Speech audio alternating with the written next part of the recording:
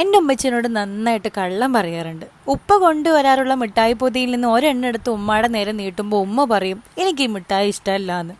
ബാക്കിയായ 3 മീൻ കഷ്ണങ്ങളിൽ 2 എടുത്ത് എനിക്കും അനിയത്തിക്കും ഒന്നെടുത്ത് ഉപ്പാക്ക് നീക്കി വെക്കുമ്പോൾ ഞാൻ ഉമ്മാനോട് ചോദിക്കും നിങ്ങൾക്കിത് വേണ്ടേന്ന്. എനിക്ക് ഈ മീൻ അത്ര ഇഷ്ടപ്പെട്ടില്ല എന്ന് മറുപടി പറയും. അയൽപക്കത്തെ സൽക്കാര വീട്ടിൽ നിന്നും കൊടുത്തുവിടാറുള്ള ബിരിയാണി പ്ലേറ്റ് 3 പേർക്ക് വീതം വെക്കുമ്പോൾ ഉമ്മ മാറി നിന്നുകൊണ്ട് പറയും എനിക്ക് വല്ലാത്ത ഗ്യാസ്, എനിക്കിത് വേണ്ടാന്ന്. ടൂറിന് പോകാൻ പൈസ തരാനില്ലെന്ന് പറഞ്ഞ് ഉപ്പ കട്ടായം പറയുമ്പോൾ ജീരകം മണക്കുന്ന ഒരു പിടി പഴയ നോട്ടുകൾ എൻ്റെ നേരെ നീട്ടിക്കൊണ്ട് ഉമ്മച്ചി പറയും ഉപ്പ തരാൻ പറഞ്ഞതാ, സൂക്ഷിച്ച് ചെലവഴിച്ചോ. എങ്ങനെയാ ഉമ്മച്ചിക്ക് ഇങ്ങനെ പറ്റുന്നതെന്ന് ഞാൻ ഇടയ്ക്ക് ആലോചിക്കാറുണ്ടെങ്കിലും ഇന്നതിനൊരു ഉത്തരവുണ്ട്.